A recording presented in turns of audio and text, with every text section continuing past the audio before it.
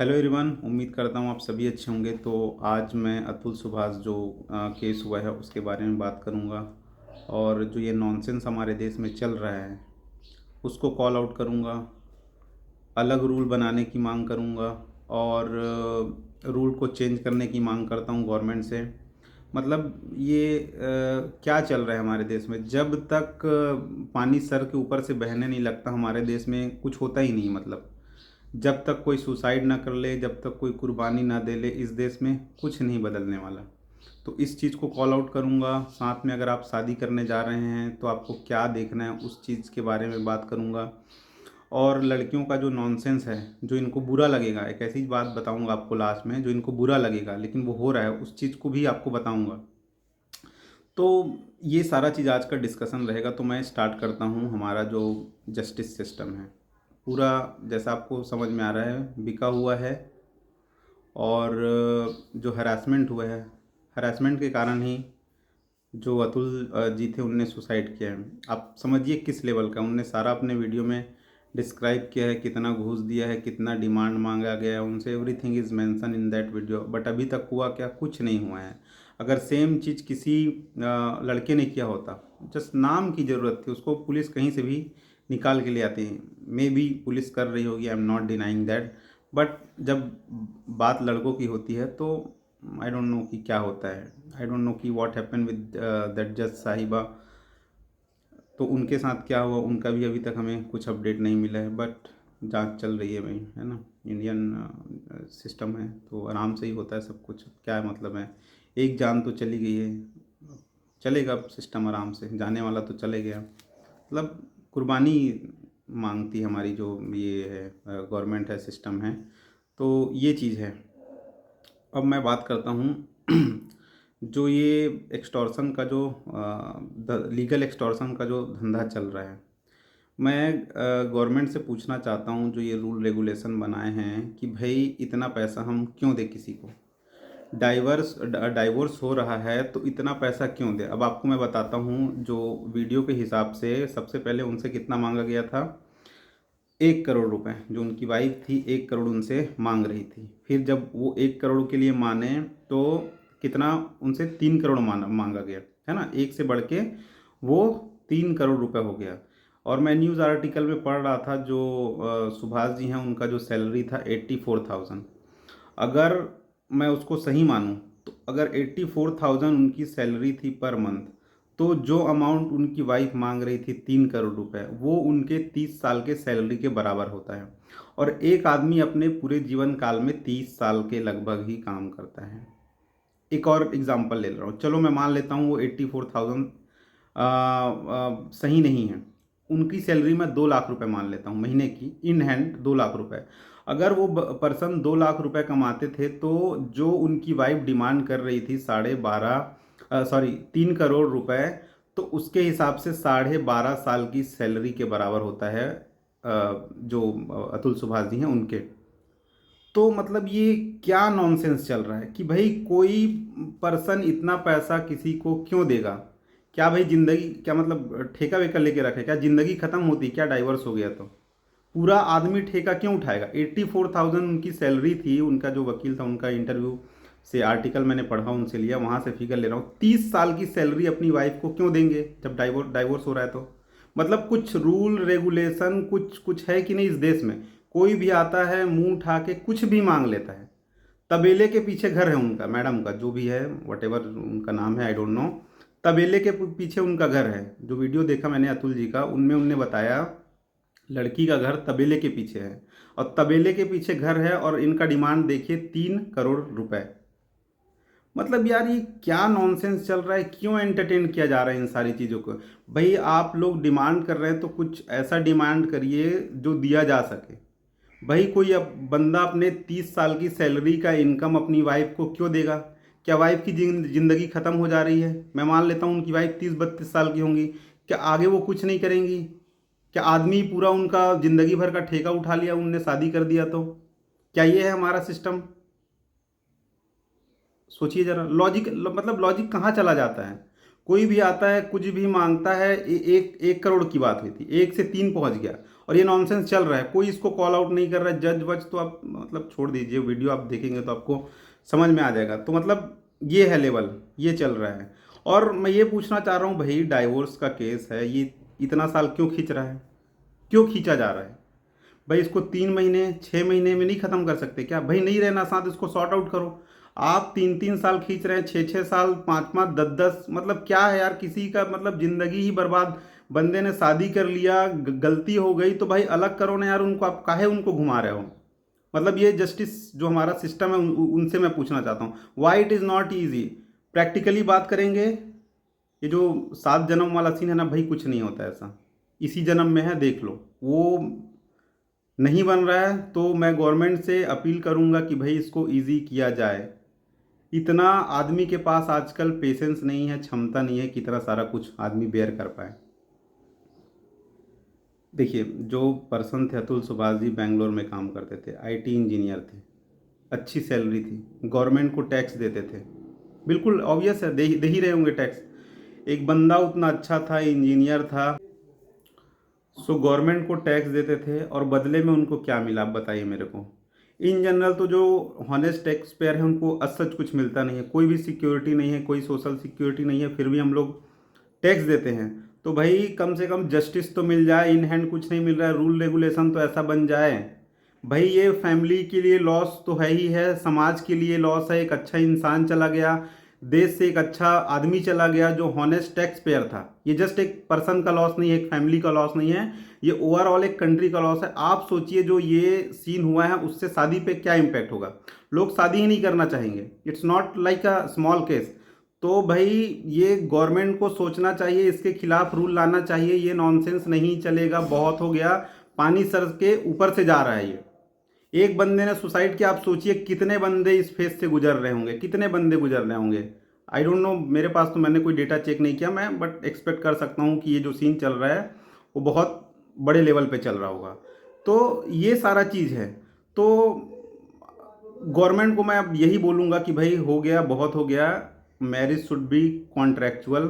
पहले से एक कॉन्ट्रैक्ट होना चाहिए जिसको प्रीनप बोलते हैं, तो वो कॉन्ट्रैक्ट होना चाहिए। उसमें सब कुछ साफ सुथरा लिखा होना चाहिए कि भाई ये है हमारा टर्म, ये है कंडीशन। आपको जम रहा है, मेरे को जम रहा है, तो फिर मैं शादी करूँगा, आप शादी करोगे, नहीं जमता बाद में तो ये डाइवोर्स होगा। मतलब इसको क्यों ज़बरदस्ती चिपका के रखना है? क्या 7 जन्म, क्या है ये, क्या नॉनसेंस है ये? मैं यही पूछना चाह रहा हूँ भाई। डाइवोर्स करना है, पहले से एग्रीमेंट रहेगा भाई, ये हमारा टर्म एंड कंडीशन है, नहीं बन रहा है आप जाइए, अलग हो जाइए। गवर्नमेंट का नॉनसेंस इसमें बहुत ज़्यादा हो रहा है भाई। पैसा मिल रहा है ना, बीच में जो बैठे हैं घूस ले रहे हैं, पता नहीं क्या ले रहे हैं, बंदा परेशान होके चला गया दुनिया से हैं। तो ये चीज़ है, मतलब अब मन में तो बहुत कुछ भरा हुआ है, अब क्या बोला जाए, फ्रस्ट्रेशन ही है जो निकल रहा है।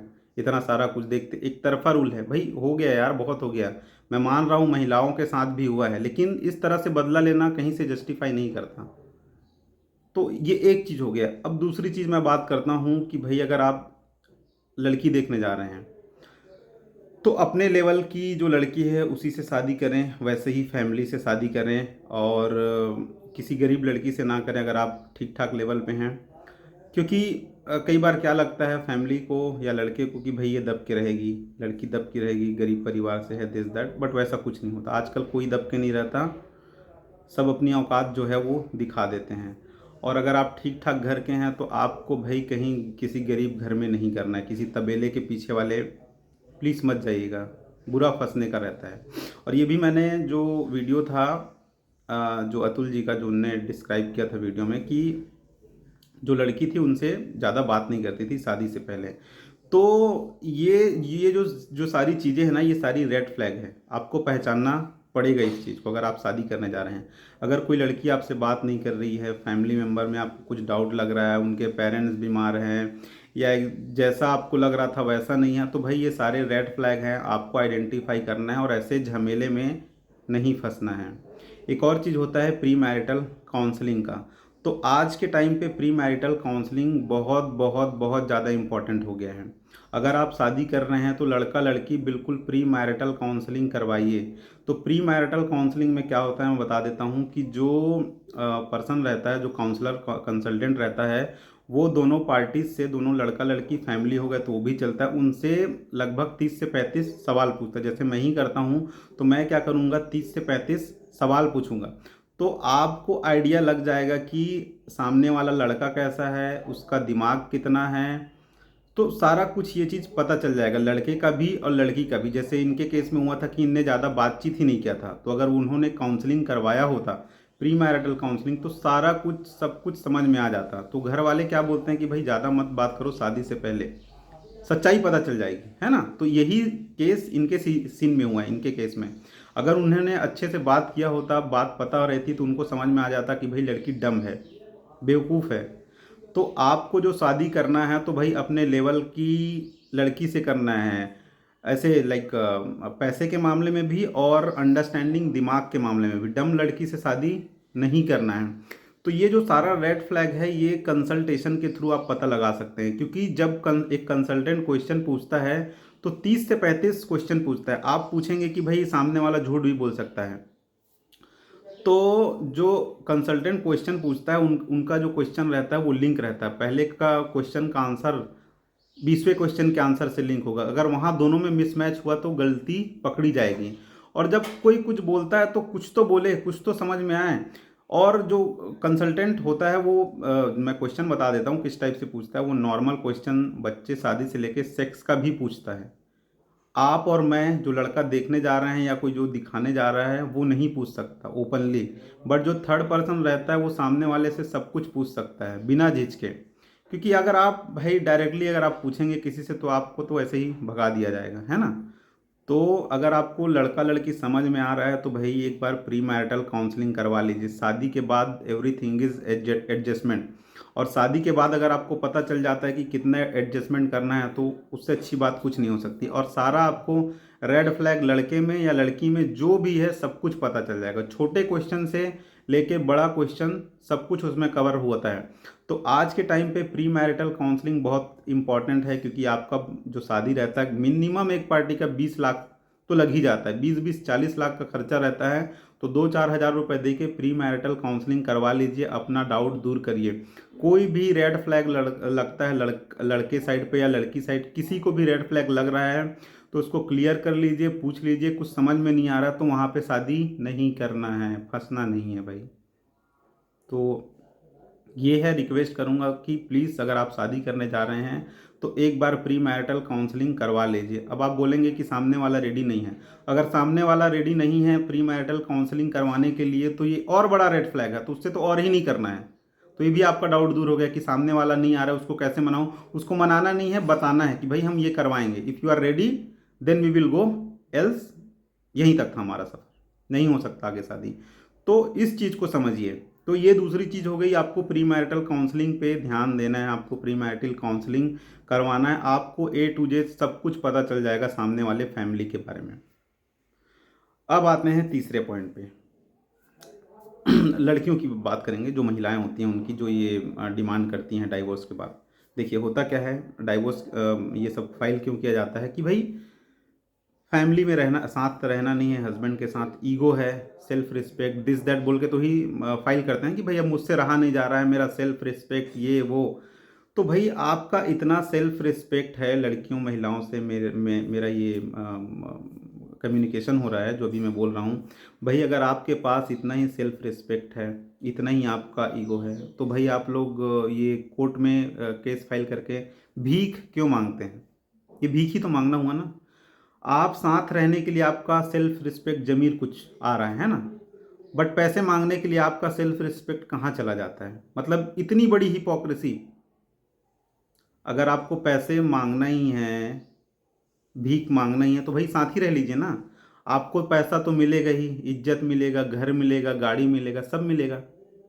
आप अपना सेल्फ रिस्पेक्ट ईगो का बहाना बना के आप डाइवोर्स फाइल करते हैं और पैसा मांगते हैं इसी बेसिस पे। मतलब हिपोक्रेसी ही है ना ये। सेल्फ आप कमाइए ना खुद।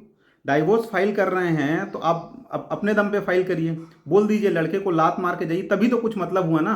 आप अपना सेल्फ रिस्पेक्ट दिस दैट बोल के आप डाइवोर्स ले रहे हैं, फिर क्या बोल रहे हैं, आप भीख मांग रहे हैं कि भाई मुझे इतना पैसा चाहिए। तो ये कहाँ से, मतलब क्या क्या लॉजिक हुआ? बराबर होना चाहिए ना लॉजिक तो। वहाँ पे थे तब भी, और जब डाइवोर्स फाइल कर रहे हैं तब भी। क्यों आप डाइवोर्स लीजिए और चले जाइए, पैसे क्यों मांगना है? और मांगना है तो रिजनेबल क्यों नहीं है? मतलब क्या है ये, मतलब फेमिनिस्टों का क्या है? जब रिलेशनशिप में थे तब उनका ईगो आ रहा था, जब पैसे मांगने की बारी आई तो ईगो नहीं आ रहा है। वाह भाई वाह, ताली बजाना चाहता हूँ मैं ऐसे लोगों के लिए। तो मतलब ये क्या चल रहा है? मैं महिलाओं से ही पूछना चाह रहा हूँ कि किधर है ये, क्या है लॉजिक, कहाँ है, मतलब दिमाग किधर है आप लोग का? आप लोग को नहीं रहना था साथ में, सेल्फ रिस्पेक्ट आ रहा था, पैसे मांगते टाइम आपका नहीं आ रहा है। आप में इतना सेल्फ रिस्पेक्ट था भाई, लड़के को लात मार के जाइए कि भाई मेरे को तेरे से कुछ नहीं चाहिए, मुझे कुछ नहीं चाहिए, जस्ट यू गेट लॉस्ट, मैं आपका शकल भी नहीं देखना चाहता। तो ये तरीका होता है अगर आपके पास एक्चुअल में ईगो है या आपका सेल्फ रिस्पेक्ट है। बट ये भिखारियों की तरह भीख मांगना कहाँ का ये, मतलब क्या है ये? तो ये मेरा एक लाइक मेरे अंदर भी भरा हुआ था, तो मैंने ये इस वीडियो के माध्यम से निकाला है। और आप भी प्लीज़ कमेंट सेक्शन में लिखिए आपकी कोई राय है। और मैं गवर्नमेंट से अपील करना चाहता हूँ कि भाई ये रूल को चेंज किया जाए। We need a agreement before marriage. अगर दोनों पार्टी कन्विंस्ड हैं उस एग्रीमेंट पे तो भाई चलने दो। भाई इसमें गवर्नमेंट का क्या रोल है यार? आप कुछ सॉल्व नहीं करते। मैं गवर्नमेंट से ये बोलना चाहता हूँ, आपके भरोसे कुछ नहीं है। 3-3 5-5 साल में आप क्या केस सॉल्व कर रहे हैं? आदमी की ज़िंदगी खत्म हो जाती है, आदमी कुछ और ना करे। मैं गवर्नमेंट से पूछना चाह रहा हूँ, अरे भैया दो लोग शादी कर रहे हैं, आप उनको दो लोग के बीच में छोड़ दीजिए, आज़ादी दे दीजिए। टर्म एंड कंडीशन ऐसे बनाइए कि भाई आपस में म्यूचुअली एग्री हो लोग। मतलब जस्टिस तो मिलना नहीं है। अब आप देख ही रहे हैं क्या मिल रहा है। एक तो 3 करोड़ डिमांड कर रहा है, तबेले के पीछे उनको रहना है, और चाहिए कितना? 3 करोड़। औकात अपना देखते नहीं है लोग, और आके मतलब गलती से कोई फंस जाता है तो आदमी बाहर भी नहीं जा सकता। हमारे यहाँ रूल एंड रेगुलेशन ऐसे हैं। तो बस इतना ही है मेरे अंदर। अब आप लोग अगर कुछ लिखना चाहें तो कमेंट सेक्शन में लिख सकते हैं, कोई सुझाव सलाह। बट यही है, गवर्नमेंट से रिक्वेस्ट है कि please rule and regulation change किया जाए। और बस दैट्स इट, इतना ही है मेरे पास। Thank you. और कमेंट कर दीजिएगा अगर कुछ हो तो। Thank you so much.